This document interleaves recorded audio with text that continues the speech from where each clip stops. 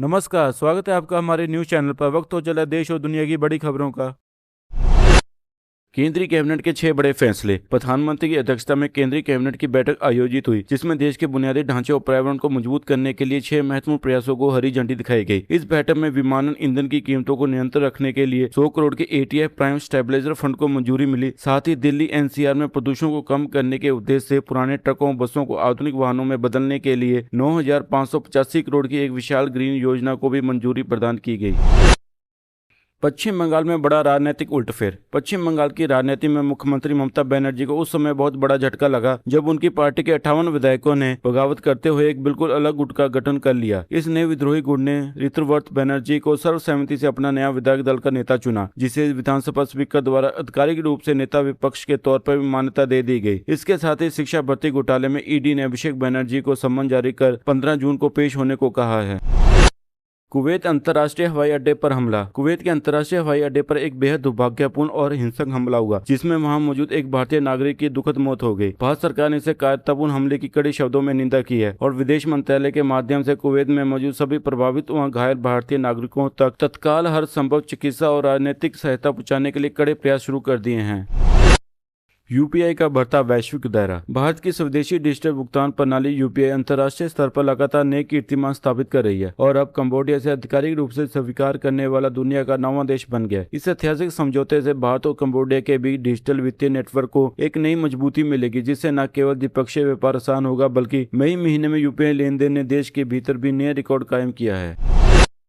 दिल्ली के मालवीय नगर में भीषण अग्निकांड। देश की राजधानी दिल्ली के मालवीय नगर इलाके में एक बेहद दर्दनाक और भयानक आगजनी की घटना सामने आई है, जिसने पूरे देश को झकझोर कर रख दिया है। इस भीषण अग्निकांड की चपेट में आने से कुल 21 निर्दोष लोगों की असमय जान चली गई, जिस पर गहरा शोक व्यक्त करते हुए राष्ट्रपति और प्रधानमंत्री नरेंद्र मोदी ने पीड़ितों के परिवार के प्रति अपनी गहरी संवेदनाएं प्रकट की हैं। प्रधानमंत्री मोदी का आगामी दमन दौरा। प्रधानमंत्री मोदी आगामी 5 जून को केंद्र शासित प्रदेश दमन के आधिकारिक दौरे पर पहुंचने वाले हैं, जिसे लेकर पूरे क्षेत्र में स्थानीय लोगों के बीच भारी उत्साह का माहौल देखा जा रहा है। इस विशेष दौरे के दौरान प्रधानमंत्री नई सिविल दमन एयरपोर्ट के शानदार भवन सहित कई अन्य महत्वपूर्ण विकास परियोजनाओं का उद्घाटन और देश को समर्पण करेंगे। इससे पहले पूरे शहर में व्यापक स्वच्छ अभियान चलाया जा रहा है।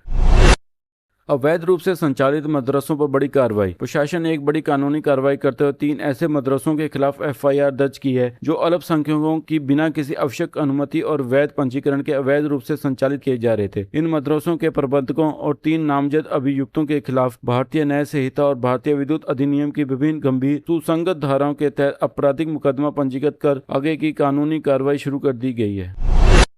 RBI द्वारा सोना बेचने के दावे का सच। सोशल मीडिया प्लेटफॉर्म पर तेजी से वायरल हो रही उस खबर को PIB फैक्ट चेक ने पूरी तरह से फर्जी करार दिया है, जिसमें दावा किया जा रहा था कि रिजर्व बैंक ऑफ इंडिया ने लगभग 12 अरब अमेरिकी डॉलर का सोना बेच दिया है। RBI के आधिकारिक बुलेटिन के ताजा आंकड़ों के मुताबिक भारत के विदेशी मुद्रा भंडार में सोने की हिस्सेदारी घटने की वजह लगातार बढ़ी है, जो कि मई 2026 तक बढ़कर कुल 16.85% पर पहुंच चुकी है।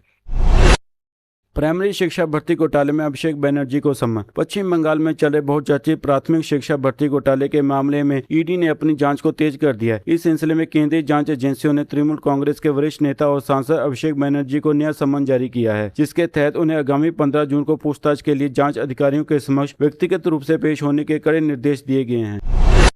मौसम विभाग का केरला सहित कई राज्यों में भारी बारिश का अलर्ट। भारतीय मौसम विभाग ने देश के विभिन्न हिस्सों के लिए मौसम का ताजा पूर्वानुमान जारी करते हुए केरला और माहे में अत्यधिक भारी बारिश की आशंका के चलते ऑरेंज अलर्ट जारी किया है। इसके साथ ही अगले 2 दिन के भीतर उत्तराखंड, उत्तर पूर्वी भारत, पश्चिम बंगाल, कर्नाटक, कोंकण, गोवा, तमिलनाडु, पुडुचेरी, लक्षद्वीप, अंडमान निकोबार द्वीप समूह में मूसलाधार बारिश होने की संभावना जताई गई है, जबकि दिल्ली में आंशिक रूप से बादल छाए रहने तथा राजस्थान व हिमाचल प्रदेश जैसे राज्यों में गरज चमक के साथ ओलावृष्टि की चेतावनी दी गई है।